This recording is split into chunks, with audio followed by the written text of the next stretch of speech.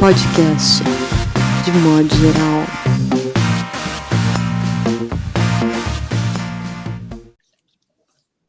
Olá, vocês do futuro. Está começando mais um podcast de modo geral, edição 44, com o convidado mais do que especial, Marçal Aquino. Como é da tradição do podcast, no primeiro bloco, pergunto a você, meu caro amigo, quais são as inquietações nestes primeiros dias, nas primeiras semanas de 2021? Seja bem-vindo. Obrigado, Paulo. Eu acho que a primeira inquietação é o número do programa, né? 44 é calibre, né, cara? Não é número, né? Como eu não acredito em coincidência, eu não sou aquele cara, eu olho pro relógio, é sempre 11h11, entende? Então, eu sou bem tranquilo quanto a isso, mas eu falo, olha aí, 44. Olha, Paulo, eu acho que a cabeça não é só de todo brasileiro, mas de todo mundo no mundo hoje em dia, né? De todas as pessoas do mundo, né? Eu acho que a coisa que mais inquieta é essa ameaça que nos obrigou a uma guinada de vida, no estilo de vida jamais pensada, né? Eu que lido com essa coisa de criar roteiros, criar enredos, né? Eu sempre digo o seguinte, nenhum dos filmes de pandemia ou de epidemia faz jus à realidade da Covid, sabe? Tudo, se você for olhar, não, eu vejo as pessoas às vezes dizendo, tem um filme chamado Pandemia. Não chega no chinelo do que é a realidade. Porque é muito mais violento você não poder ir às ruas, é muito mais violento você não poder se congraçar com o seu semelhante. Sabe, é mais do que ir ao shopping ou ir ao cinema. O contato humano, pele, isso tem um custo. Para algumas faixas etárias é irreparável. Eu sempre digo que eu sou um cara muito recluso. Então, de certa maneira, o confinamento, ele, claro, me incomoda, como incomoda a qualquer pessoa. Talvez eu seja até mais privilegiado que os outros por me dar bem comigo mesmo, então eu fico bem em completa solidão. E também aproveitei para escrever, né? Aproveitei para ler e para escrever. Mas eu te digo, acho que a grande inquietação minha nesse momento é digamos assim, a morte está nas ruas e está matando tantos brasileiros. Você, Marçal, trabalha com televisão. Você é um grande escritor, você é um dos escritores mais influentes, mais admirados desse conjunto de nomes contemporâneos. E agora você atua com a TV, já é roteirista, né, escrevendo para o cinema há um bom tempo. Nessa coisa do comportamento brasileiro, para a gente fechar esse primeiro bloco, eu lhe diria que em momento algum você junta situações tão agudas que possibilitam, sabe, um desmascaramento do comportamento e da ética predominante nisso que nós chamamos de civilização brasileira. Eu acompanhei recentemente a votação das lideranças da Câmara e do Senado, e você vê que esse jogo, não é, ele escancarou de vez uma coisa, mas eu queria pontuar nesse começo de podcast é o impacto, sabe, que tomaram certas discussões relacionadas eu faço porque eu quero.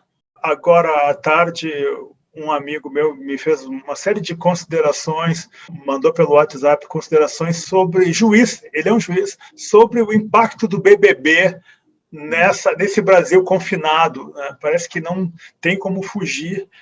Você coloca uma questão que é central aí, que é do convívio, e nós somos leitores, né? Antes de sermos escritores, somos leitores, mas de alguma forma a gente tem que suprir, né? A vida é presencial. Eu sempre saquei isso. Eu acho que um pouco antes da pandemia, com a explosão das redes sociais, as pessoas parecem que estavam se contentando em se relacionar de maneira cibernética, sendo que eu acho que faz falta esse contato. Mas eu te interrompi nesse raciocínio seu aí. Eu nunca esqueço, eu sempre digo, Marçal, que o maior conselho que eu recebi como escritor, de um amigo escritor, de uma escritora, de um escritor, veio de ti, quando você simplesmente disse, numa situação muito específica, você disse, Paulo Scott, escreva. Acho que é isso, escrever. Simples, escreva. Nós gostamos de livros, nós nos relacionamos com o mundo a partir do livro, né? Mais do que até um leitor comum, digamos assim, porque nós temos outras veleidades, se você quiser, outros objetivos, outras fissuras até. Mas eu acho que, para nós, a experiência literária ela serve para lidar com o mundo. Então, uma coisa está associada à outra. Para nós é indissociável. Mas é isso. Eu gosto de livros. Eu sou apaixonado por livros. Tem uma frase que diz, né? É a coisa na qual eu encontrei mais prazer na vida, pelo menos em pé e vestido. Muito bom. Você também sempre menciona, e isso sempre me marcou, a importância que as ruas têm na sua escrita, na sua percepção, no seu diálogo com a vida, com a existência. Como é que você está lidando com isso, Marçal? Né? Você gosta do ônibus, das ruas, de circular? Eu sou muito curioso pelo outro, né? Então eu estou sempre olhando também. Ouvir e ver o outro, para mim, é uma espécie, eu falo sempre, é um cinema perene, é um cinema permanente, eu sair às ruas e olhar as pessoas. E isso, evidentemente, num quadro como o que nós estamos vivendo, para mim foi danoso. Eu não saio para a rua, para mim, esse é um lado terrível. Tanto que, talvez, né, isso explique, em boa medida, por que esse livro novo meu, ele se passa em 1973, que é uma rua que eu já vi, que eu tinha visto. Já que eu não estou podendo ver a rua agora, talvez, inconscientemente, eu tenha ido ao passado em busca de ruas que eu já tinha visto. Talvez seja isso, explique essa. Se alguém me perguntar por que um livro com um tempo no passado, né, em plena ditadura militar, claro que eu tenho outras razões, mas essa é uma boa desculpa, de eu não poder ir à rua agora, eu vou me valer das ruas que eu vivi. Perfeito, Marçal. Com essa consideração, nós acabamos aqui o primeiro bloco do podcast e vamos para o segundo, onde a conversa fica mais solta, mais caótica e podemos explorar um pouco mais o olhar do nosso convidado. Até!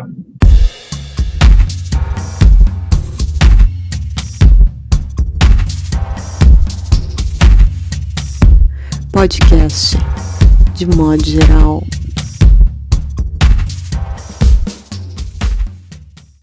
De volta aqui com o segundo bloco, com o nosso convidado especial, Marçal Aquino.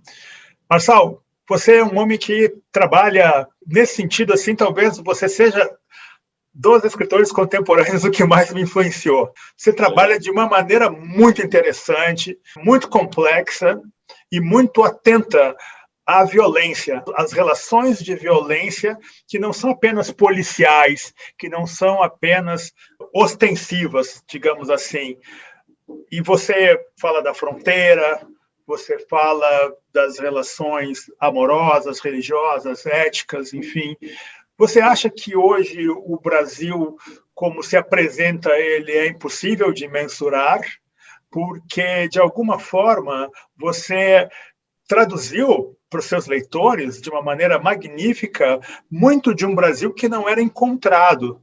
E hoje, pela internet, por todas as manifestações que se dão em vários níveis, até de cobertura da própria imprensa oficial, você vai percebendo camadas de relações que não eram tão claras, como, por exemplo, a disputa da fronteira, que você já tratou na fronteira do Paraná, do centro-oeste do país, do norte do país, essa questão toda que você sempre prestou bastante atenção. Como você acha, a transfiguração, sabe, o diálogo com essa violência cada vez mais explícita hoje? Qual seria a forma de articular literatura nesse contexto?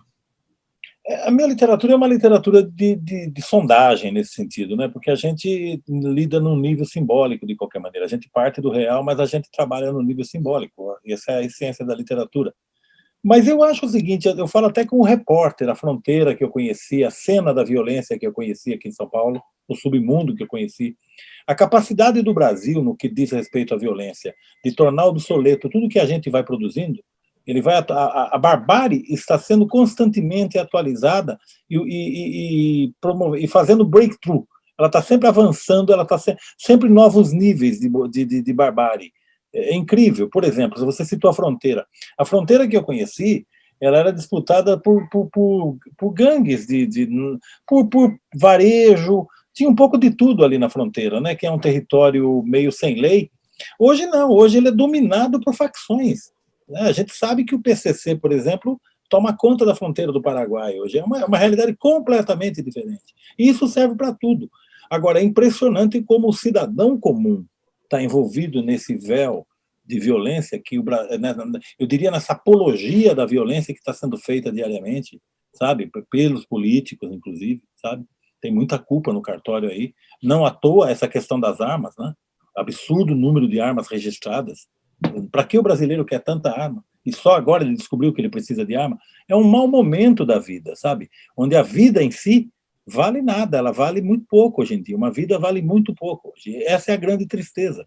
Então, o panorama da violência que eu conheci quando eu trabalhei como repórter aqui em São Paulo, e mais tarde como escritor, nessas investigações que a gente faz de maneira particular para atender alguma narrativa da qual a gente esteja se ocupando, eu diria para você que hoje é uma realidade completamente diferente. Então, eu não poderia me repetir.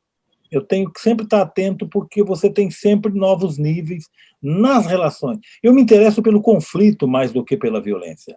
E, no entanto, hoje em dia é uma coisa assim, as pessoas matam a outra porque olhou e disse bom dia.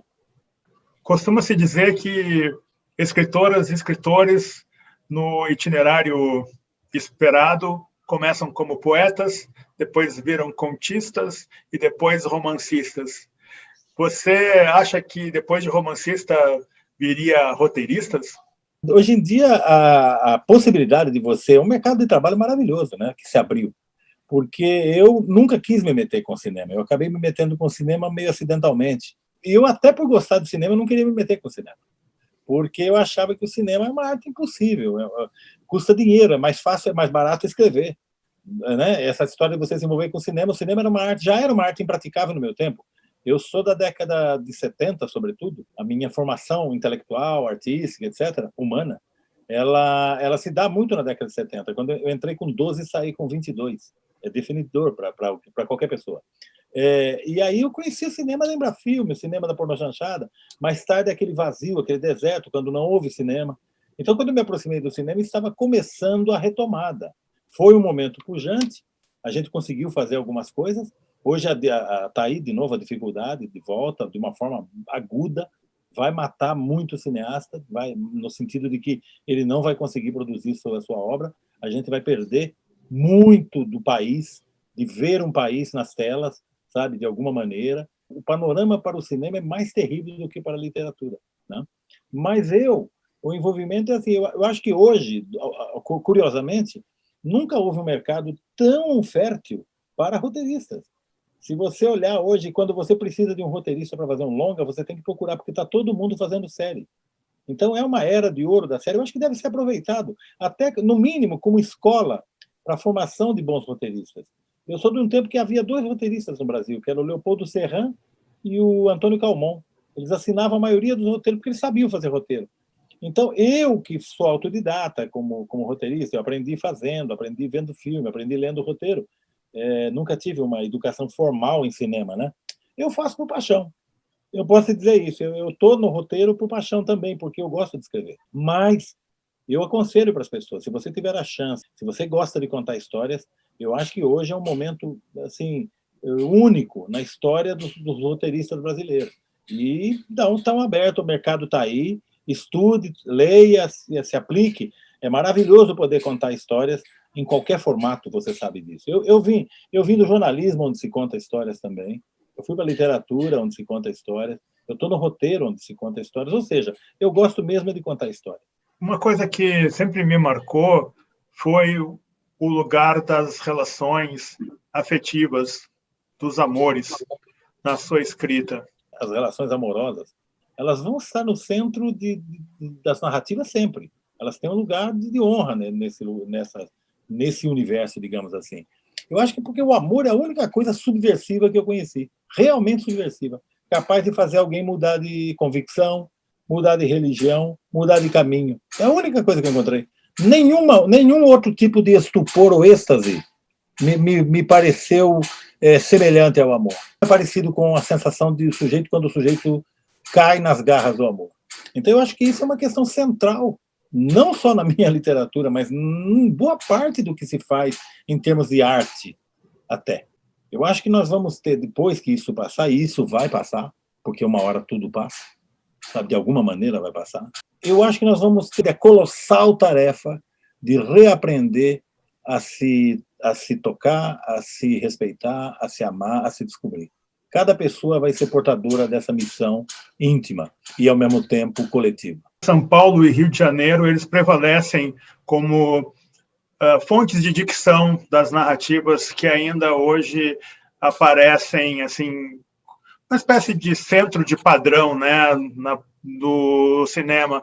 Mas você vê a produção que há lá em Pernambuco, que é fortíssima, né? Eu assisti o Tungstênio, que foi roteirizado por você, que é do Quintanilha, né? Baseado na graphic novel do Quintanilha. Marcelo. E eu achei o filme muito bonito, viu? Saí com uma certa sensação aumentada, assim, sabe? Recrudesceu em mim uma sensação, uma urgência, sabe? Por encontrar nas telas do cinema outros Brasis. E a tua obra sempre mostrou outros Brasis, né? Talvez isso seja, assim, a grande contribuição nessa ponte que há entre a sua literatura e o que resulta dela em roteiro e em filme filmado, em roteiro filmado mesmo. Como você encara isso? Eu coloco nesse sentido, Marçal, porque eu já vendi argumentos para o cinema. E uma vez eu fiz um argumento de uma série e eu mostrei para 2 roteiristas amigos meus que deslocavam um pouco, assim, claro, isso quase 10 anos atrás, para protagonistas negros, e um deles me disse uma coisa no sentido: olha, a história é muito boa, mas em termos para produção, a cota de protagonistas negros ela está meio estourada no momento. Como você vê essa transição, meu caro? Você que sempre lidou com protagonistas que não são exatamente urbanos, de uma classe média, branca, etc, etc. Uma das coisas do cinema é ele dar conta do que se passa ao nosso redor, de maneira até imediata, às vezes. Às vezes o cinema tem a capacidade de reagir muito rápido a algo que se deu na realidade e espelhar isso nas telas, né? São coisas assim que você tem e você vai fazendo. Naquele momento, cinema é também oportunidade. Mais do que oportunismo, é oportunidade. Cinema tem isso também. Existe hoje uma revolução em progresso em todos os sentidos, nas relações entre as pessoas. Então, isso se aplica às minorias que estão aí conseguindo se fazer ouvir, em alguns casos, de maneira mais contundente em alguns casos, de maneira menos contundente em outros, mas não podem mais ser ignoradas. E o cinema, como esse dado da realidade que eu citei, de dar conta da realidade também, ele vai ter que se ocupar disso. E ele não perde, eu acho curioso isso, é tão grande a gama de pensadores dentro do cinema, é tão grande, vamos chamar assim, é tão grande a loucura das pessoas que se ocupam do cinema, que eu às vezes me surpreendo vendo na tela pequenas epifanias, digamos, sobre essas relações entre pessoas. Então, eu vou continuar acreditando no cinema como fonte de prazer, como fonte de entretenimento, que não pode nunca deixar de ser, mas também como um poderoso polo de pensamento sobre o que se passa na realidade. Eu acho que essa discussão que se segue aos filmes, entre a crítica, entre os espectadores, entre os festivais, mediada pelos prêmios, etc., eu acho super salutar, muito salutar, sabe? Porque, queira ou não, mesmo quando você trabalha com alegorias, você está com algum referencial na realidade.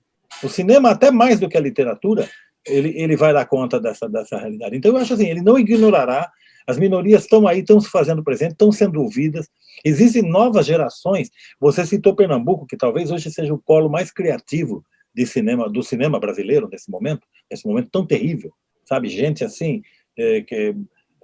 com uma capacidade criativa maravilhosa, e gerações que estão se seguindo. Se eu penso no Cláudio Assis, se eu penso no Lírio Ferreira, eu tenho que pensar também no Kleber Mendonça, aí eu penso no Gabriel Mascaro, que já é da nova geração, e tem gente mais nova, as mulheres de lá, as meninas de lá, a Renata Pinheiro, esse pessoal que está fazendo um cinema de combate, um cinema espetacular, que esfrega o Brasil na cara da gente. Mas aí tem a surpresa, um lugar, por exemplo, como Contagem, em Minas Gerais, que virou um verdadeiro polo de produção ali, porque dali estão surgindo os filmes muito interessantes.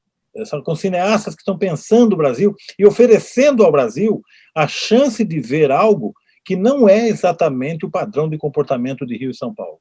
Infelizmente, por uma questão até de concentração econômica, ainda ditam as regras, muitas vezes.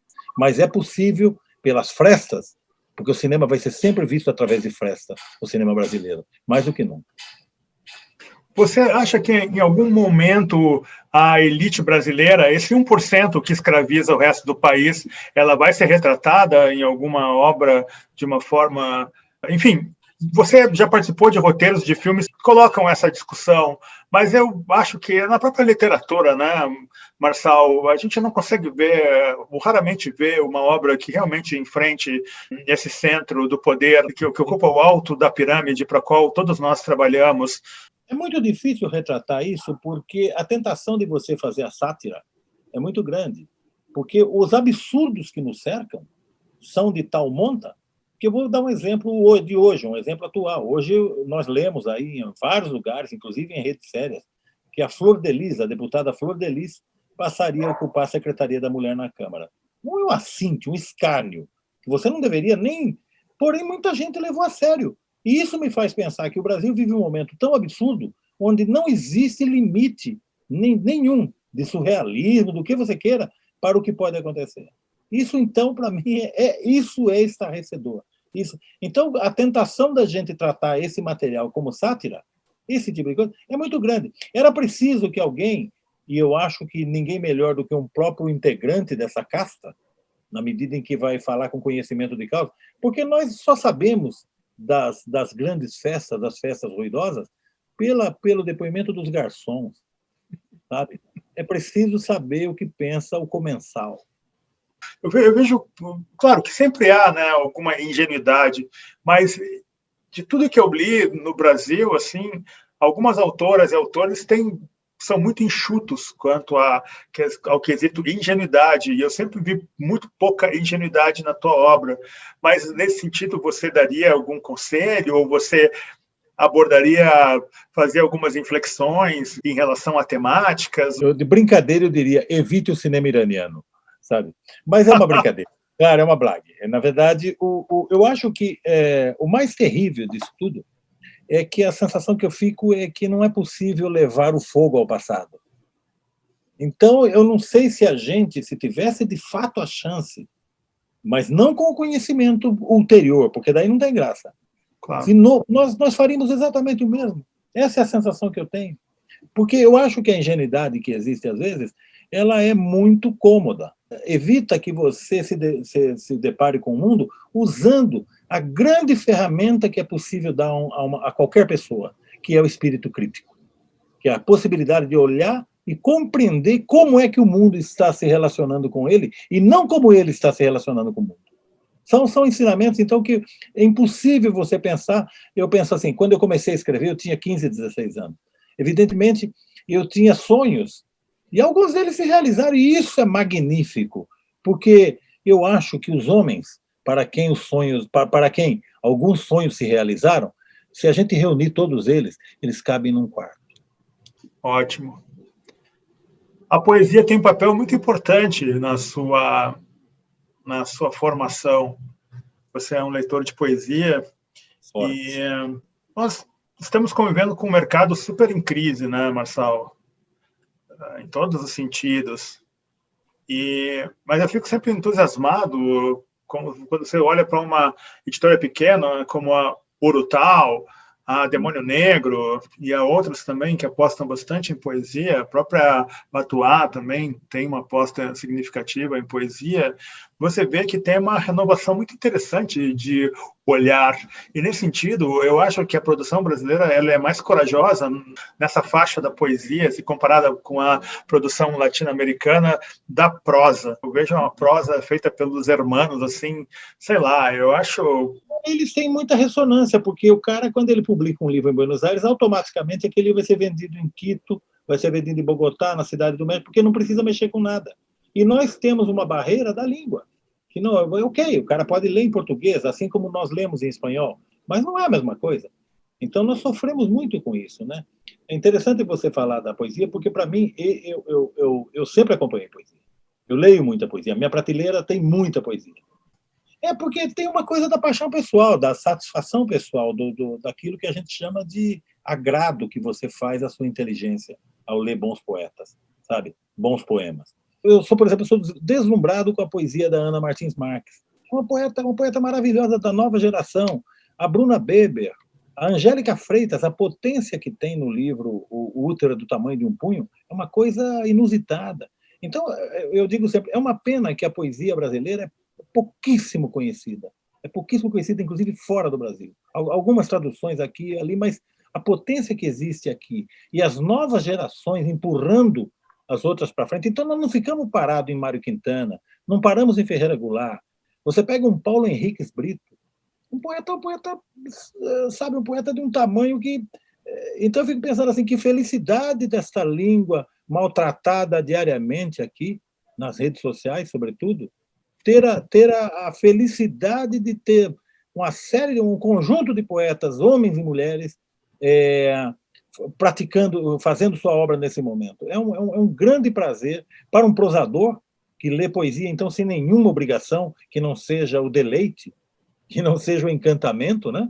Eu adoro isso, então pegar um livro de poemas e ler. E eu leio um pouco de tudo, eu leio os estrangeiros, eu tento ler, me manter, porque eu gosto de poesia. Agora, isso possivelmente tem algo a ver com uma eventual delicadeza que eu consiga na minha prosa. É armado digamos assim, dessa formação como leitor, que eu consigo, ao ser escritor, colocar isso, mas não com pretensão de fazer poesia, não. Eu acho que a poesia é uma coisa tão séria que o cara que faz poesia não consegue fazer prosa.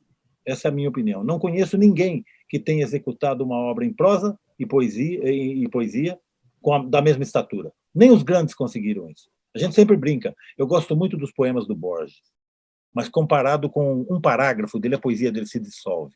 Ele era um prosador, não era um poeta. E assim eu vejo o Drummond, adoro as crônicas do Drummond, mas o Drummond é poeta. O Drummond é um dos maiores poetas brasileiros. Então, essa coisa de você ir ao passado e, ao mesmo tempo, manter esse diálogo vivo, vigoroso com quem está fazendo agora, para mim, é essencial para eu escrever prosa. Tu é muito farol na minha vida, né, Marcelo? Eu nunca escondi isso. Tem uma frase tua que você disse publicamente, isso já 2 vezes. Você disse, Paulo Scott, você acha que é poeta, mas você é prosador. Nem a sua poesia é poesia, sua poesia é prosa. Eu acho genial. O que dá uma sensação de que você não tem o direito... Não, você tem que publicar seus livros de poemas, está tudo certo. Eu digo, mas eu acho que na hora final, no juízo final, se houver, você vai estar na fila dos prosadores. Na sua crítica ao mundo, você trabalha muito na inteligente faixa da leveza, mas nos seus contos e nos seus romances, em algum momento você trabalha com pessoas que tentam reagir, mas não conseguem reagir. O povo brasileiro ele está, por várias razões, não é cercado por uma situação que o torna um povo com uma dificuldade muito grande de reação. Como é que você lê assim esses últimos anos, desde lá da redemocratização? A gente não soube lidar com a democracia, Marcelo? Não, eu não acho que seja a democracia em si. Eu reconheço que eu me espantei quando eu descobri que era tão grande o número de pessoas que pensavam muito diferente de mim. Era grande o número, não era um bolsão. Eram pessoas que, inclusive, estavam postadas lá na extrema-direita, com discursos assim que totalitários, discursos de não à vida, não ao humano. É incrível que essas pessoas existissem e eu não tivesse conhecimento. A sensação que fica é que hoje, graças a essa teia que nós estamos enredados, seja das redes sociais, de alguma forma, eu acho que todo mundo tem tribuna. E isso faz com que o imbecil também tenha tribuna. E ele cria adeptos, na medida em que as pessoas estão abertas a discursos. Então, eu acho só que a capacidade de reação, essa é insondável. E o pior, eu acho que essa não é mensurável nem em termos de tempo, não sabemos em que momento vem a reação. Agora, existe um limite. Existe o limite. O limite do humano não poderá ser ultrapassado, sob pena de nos tornarmos pior do que o mais rasteiro dos animais. Com essa consideração, nós fechamos aqui o segundo bloco do podcast de modo geral, com o Marçal Aquino, e vamos para o terceiro e último bloco, onde pensamos situações ou pessoas da conjuntura recente que dariam boas personagens, vilãs, protagonistas de romance ou conto brasileiro contemporâneo. Até!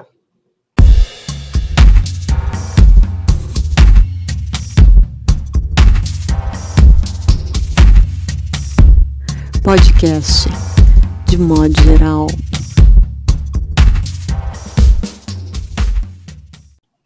Entramos aqui no último bloco do podcast número 44. Pergunto para você, Marçal, que boa personagem de romance nós poderíamos construir a partir do que se revelou aí nessa última semana, nas últimas semanas desse ano incógnita que se inicia? Eu olho para, por exemplo, para a galeria de políticos brasileiros e vejo ali muitas possibilidades para fazer uma narrativa de terror. É uma coisa que salta aos olhos. Não vejo humor, não vejo leveza, não vejo beleza. Vejo cafonice, muita ganância. Então isso é caricato. Isso convida a fazer um filme de terror. Um filme ruim de terror. Sabe? Essa é a coisa. E mais particularmente, já até porque eu a citei hoje aqui, a Flor de Lis, a deputada Flor de Lis. Uma maravilhosa narrativa policial com um grau de inverossimilhança absurdo que vai caber ao escritor que se ocupar desse tema ter muita arte para convencer o leitor de que isso é verdade. Ele não vai poder botar na primeira página baseado em fatos reais, porque ninguém vai acreditar. Então esse é o Brasil que nós estamos vendo, um Brasil assim, muito surrealista, cheio, com uma galeria muito grande de personagens e de acontecimentos que bem mereceriam um registro pela ficção. O único problema, você não vai conseguir falar sério, porque o que acontece no Brasil hoje em dia não é sério. Eu imaginaria, sabe, um grupo de progressistas que se encontram para caminhar, para tomar um café. De alguma forma, nessa conversa dessas pessoas, de esquerda, talvez, uma análise do que é, por exemplo, hoje a presidência norte-americana.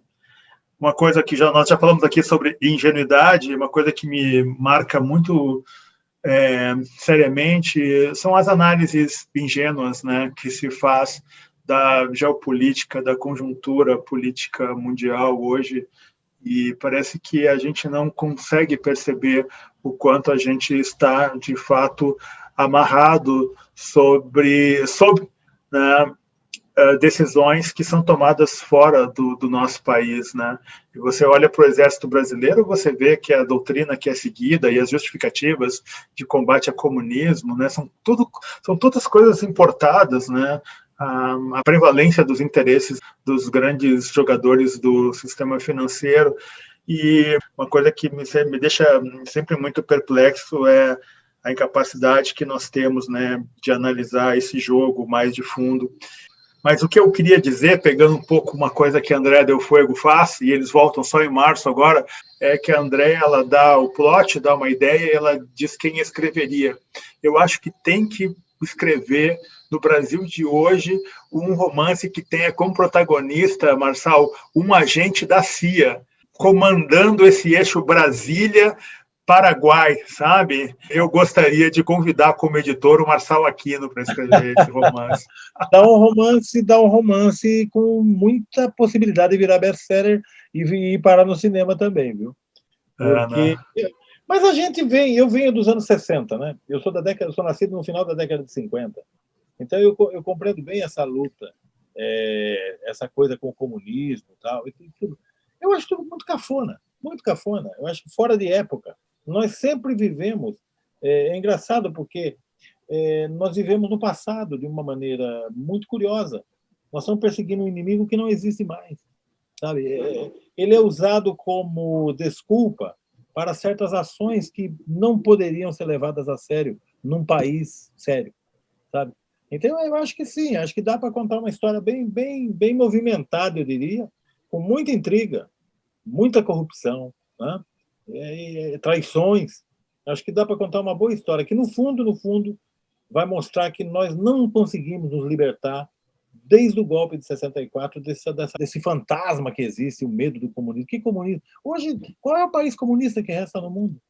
Nem a Bulgária é mais comunista, nem a Albânia. Né? Nem a Albânia, que era o último bastião do comunismo. O cara diz para mim que a China é comunista.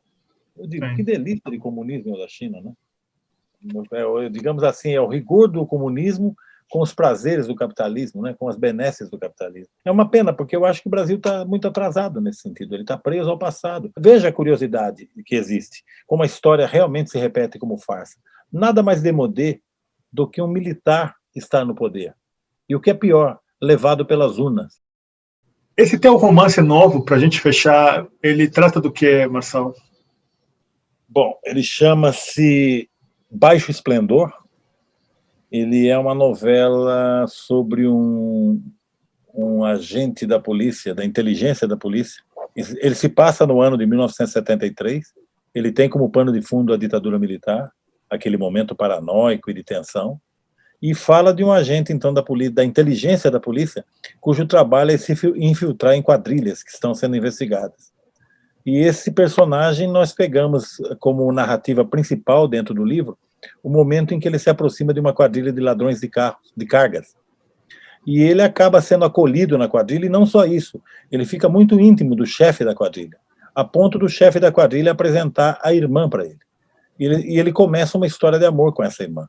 Ele entende que ele é um personagem e que na hora em que tiver que entregar a quadrilha, ele vai se despir do personagem e, portanto, colocar essa mulher de lado. Mas ele não está preparado para as garras do amor. Então, na hora que ele tem que tomar a decisão, ele se vê muito envolvido com essa menina e isso vai interferir na maneira como ele vai lidar com o desfecho da história. Fico aguardando aí a leitura desse novo livro do amigo Marçal Aquino. Meu caro, muito obrigado pela generosidade da conversa. É um prazer falar com você. A gente não se fala há tanto tempo, é sempre prazeroso bater papo com você. Obrigado, amigo. Fechamos aqui a conversa com o caríssimo Marçal Aquino. Marçal Aquino, muito obrigado. Agradeço a todos vocês e até a próxima.